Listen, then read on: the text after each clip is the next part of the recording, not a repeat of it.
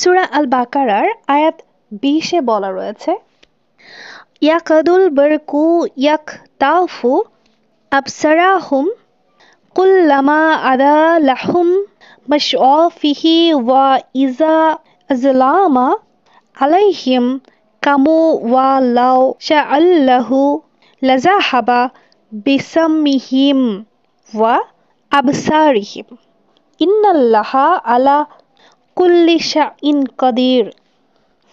অর্থাৎ বিদ্যুৎ তাদের দৃষ্টিকে প্রায় ছিনিয়ে নেয়। যখন বিদ্যুতের আলো হয় তারা তাতে হাঁটে, আর যখন অন্ধকার হয় তারা থেমে যায়। আর আল্লাহ চাইলে তাদের শ্রবণ এবং দৃষ্টিশক্তি কেড়ে নিতে পারেন।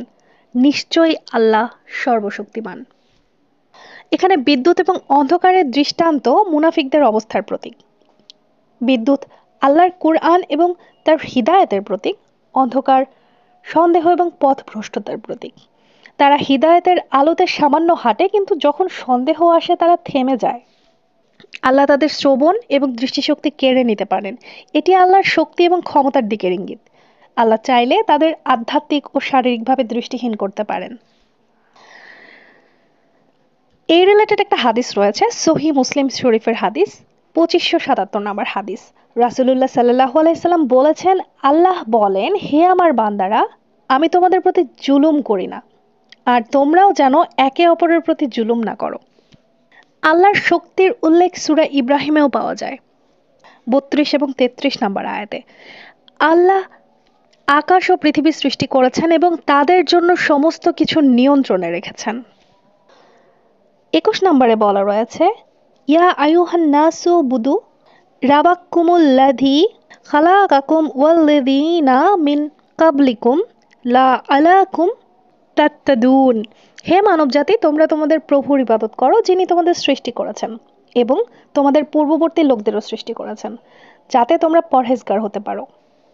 মানব জাতিকে আল্লাহর একত্ববাদের বিশ্বাস এবং তার ইবাদতের নিমগ্ন হতে বলা হয়েছে।